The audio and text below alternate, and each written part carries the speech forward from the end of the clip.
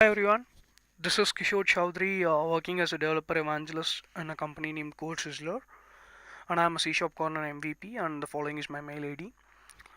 So this is a continuous part of the videos which I am actually hosting in this YouTube channel as well as in the C Sharp Corner. So this video tutorial is going to follow my previous video tutorials which I have published. In previous tutorials, I spoke about Azure Webapp Service using FTP, and in one more tutorial, I spoke about Azure App Service again in the Web App Service, and there I have used this GitHub for hosting the website in the form of continuous integration. Now, in the following tutorial, the following is going to be the agenda. So I'll be creating a Web App Service, and I'll be hosting the website using the FTP, and along with that I'll be hosting a website using the GitHub as well. At last I'll be swapping the websites, which means this hands-on is going to be creation of two different web app services. It doesn't mean that I'll be creating two different web apps. I'll be creating two web apps, but those web apps are going to be interlinked with each other. So you will understand when you jump into the hands-on. So at last, we will be swapping those web apps so that the websites will get swapped. So that is what the agenda is. This is going to be a good learning for you. You will be discussing, you will be seeing about deployment slots, and you will be seeing about the swapping. So you will be seeing about the production environment, the development environment, all those things. Now, let me get into my dashboard. So, yeah, let me close this presentation, please. Now, the following is my dashboard. Let us start with the hands-on.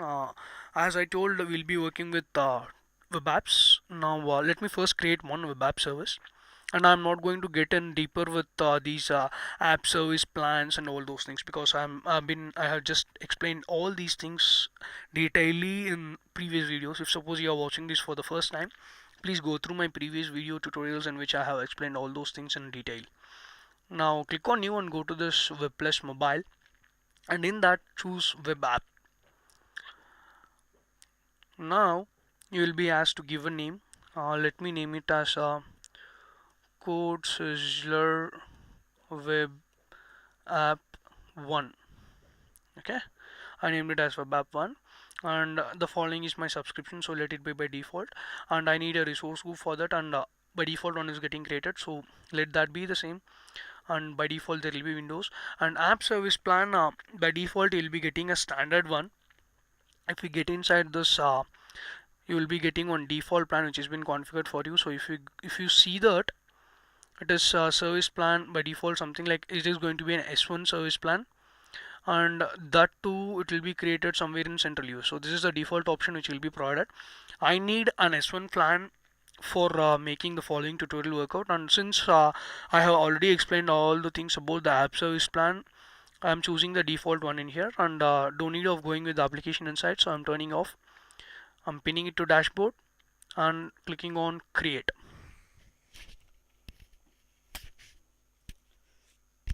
So the first one, it's done. Now what I do is I will be trying to host a website, and this time I'll be hosting the website via this FTP for the web app which I have created now, so that we can work with a mixed thing, we can work with the continuous integration along with that FTP, and we can also work with the deployment slots. So you will understand it. So meanwhile, let me go to the backend, and let me create one index file here. So I have already created one, but let me show the content inside that index file. uh, so what I did is let me delete this so that I can show you. Oh, what happened? Delete. Now in the following empty file, I'm writing some data this is my first website. Okay, so I'm writing this to make you get a differentiated idea about this one, and I'm saving this one as an index file. So it's index.html, and I'm saying it. Yep, it's done. Now let me come back to the portal, and let us click on the following URL of that web app which we created. It will be empty by default, you'll be getting some page like this. Now let us host the website using the FTP which we do in general. I'm getting the publisher profile from here, and I'm opening it. And if you are following my tutorials continuously, so you'll understand how to host this website from FTP. If suppose you're watching for the first time, let me go with again. So from bottom at the fourth line you have something like publisher URL. Just copy the URL right in here to the root, and make sure you copy only the path inside this double quotes, and then open any one window, maybe your PC itself. In that, go to the following page. I mean, at the top you have some search box, it's called File Explorer. In there, paste your URL and hit on enter. This will take you into the root folder of your web app. So this is what your FTP is, and now it will ask you for the username and password. Again, come back to the document which you downloaded in there, and in that you will be able to find your username. So your username is there, just copy that username, it will be next to that path of the truth. Copy that username, go there, paste it. Same way you need the password, you can find the password next to that username. Copy the following password again in there, and go back to your root, and then paste it in the place of the password, and click on log on. So that's all. You are just logged in into the root folder of the web app which you have created. Now I can see something like hosting start.html, and this is the one which is making me to get the following web app in here. Yes, you got it. Now what is this? Let me close this. Now what I do is, let me copy that index file which I have created previously and paste that index file in the root folder. Yeah, it's done. Now if I refresh the following URL, I got my first site. Now I have hosted the website into the web app which I have created. Now in the left side, if you scroll down, you can see something like deployment slots. This is nothing but creation of a web app service which is going to be inherited from the master web app. So the following is your master web app. Now what you do is, like, inside this web app service you will be creating one more deployment slot. This means it's a dedicated web app service, but the thing is, it is going to rely and run upon the app service plan of the following web app, which means it is actually working with the app service plan of this one, and along with that it will be having its own DNS name. But still, that DNS name, it will be depending on the DNS name of this first web app. So it is like, this is a master web app, and the slot which you are going to add now, this will be acting as a slave or an inherited app service of the master. Now just click on this deployment slots, and inside that you can see something like add slot. Click on this add slot. You need to give a name for this. Let me name it like slot 2, and then you can see something called configuration source, which means like you need to configure a source for your app service. For example, imagine the Flipkart or Facebook or Amazon, any of these big giants. So they have their websites, and they should provide their service 24/7. If suppose Flipkart goes down for somewhere around 5 to 10 minutes, then it is going to be a huge loss for Flipkart. So to avoid these scenarios, they always go with some sort of tactics which will never let their website down. But the thing is, how do they update their website? How do they upgrade their website? How do they make changes to their website? So there comes your deployment slots. What they do is, they host your website, and then after hosting that website, parallelly they create one more deployment slot, and then in this place you can see something like cloning, right? So here what they do is, like, they will clone the website that is being hosted in your master slot, and then after that they will make some changes for that web app. So now what happens is, that changes will be made in there, and at last they can swap those web services. So this is how it will work. You will understand it when I do that. Now in the place of this configuration, choose this don't clone configuration and click on OK, which means it is actually deploying you a new app service plan. Now now you can see it is getting deployed. So that's all. You got a slot created. Now click on this.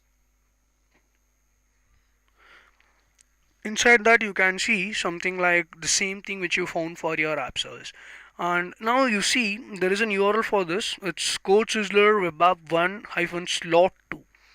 You understood? I told you, right? It is going to be get inherited with the master web app. So this one, it is actually relying on my master web app service. Now if I click on this, I'll be getting again the same thing. So I'll be getting one more web app service.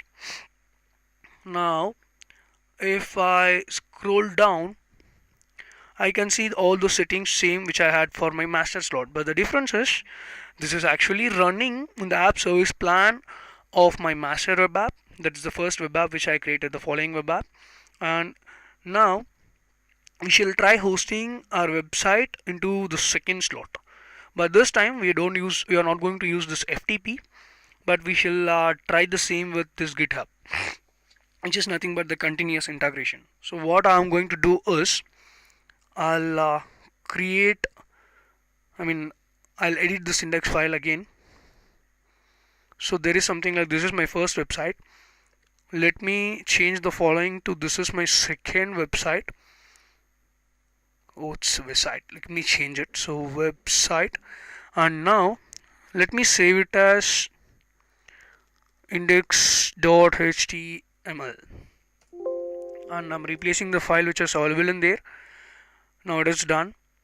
Now let me come back in here. Let me go to my GitHub.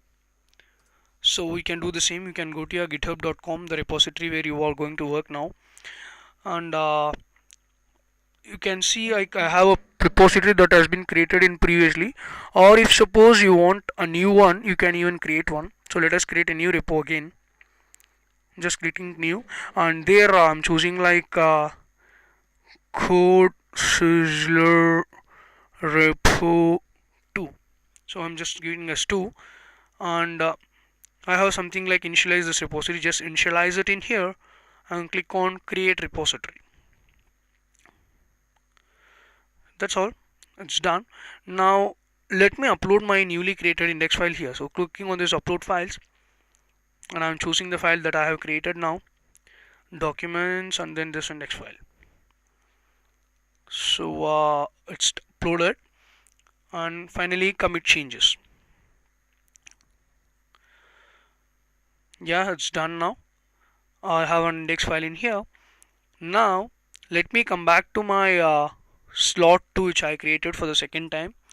In that, let me go to this deployment slots, and in there I have, sorry, not deployment slots, go to this deployment options, and in that, in the place of source, let me choose GitHub,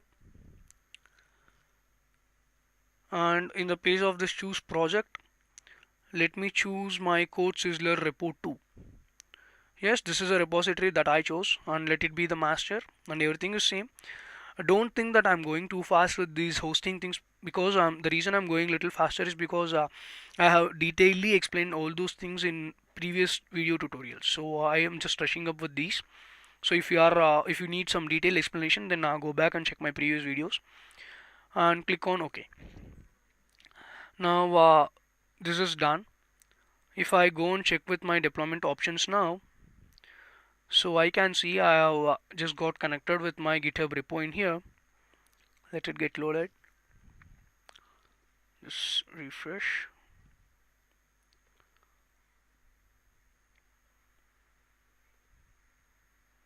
Okay, so you can see it is in here, and it's taking some time to get connected. It's getting connected. Now if I come and refresh the second web app, I will be able to get my websites. Yeah, it's here. Now that's all. You can check it. This is my first web app. It's called sizzlerwebapp.azureWebsites.net. So first one, and it's my first website. That's what it's displaying. And for the second slot, it's displaying like this is my second website. Now I want to show you something called swapping. Now imagine the scenario which I told you for this website. I mean this Flipkart or Amazon, the whatever thing it is. Now, if suppose Flipkart have made the changes for the web app which is actually being deployed in the second slot, they have developed it, and now what they have to do is like they have to swap that available website into the live environment, into the place where people use. Let us assume like people are actually hitting the following URL and working with this one. Now all of a sudden the Flipkart or the anyone who you are thinking of, they have to bring the second website which they modified now into the first URL. For this purpose they can just parallelly work in this deployment slots in the backend. And now if you come into this deployment slot, you can see something called swap in here.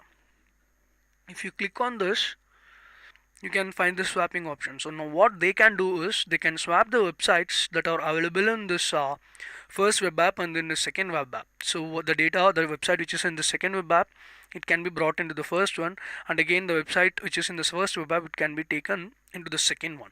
So that's what your swapping is. Now here you can see something like swap type.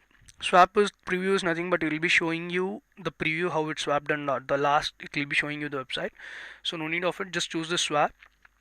Or at the place of source you can see something like production in the sense the website that is at the live, it is called production, and here I'm choosing that one as source.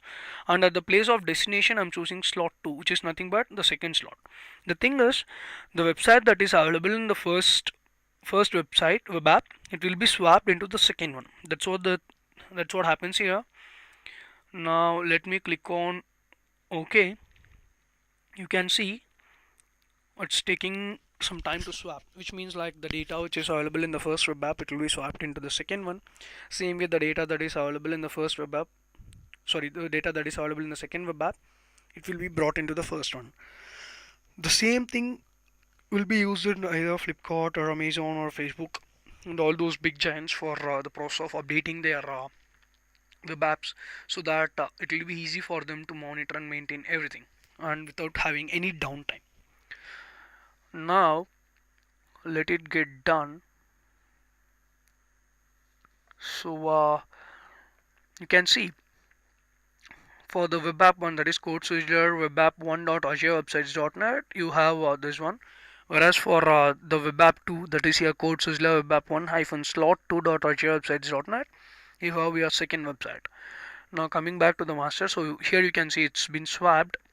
Now if I refresh my first website, you can see this as this first website and this is the following URL. If I refresh this one, I'm getting my second website. This is my second website, which means the data in this second website, it's been swapped into the first one. Same way, if I get into the second one and if I refresh the following page, I am getting my first website. So this is what your swapping is all about. This is what your deployment slot is. So with the help of this deployment slot, you will be able to swap your websites anytime, anywhere, without any downtime. Hope you got it. So if suppose you have any doubts, you can just write in here. I mean in the messages in the content I mean in the comment box, or you can even write me a mail. Hope you understood the concept. Let me come back to the slides, the ending note.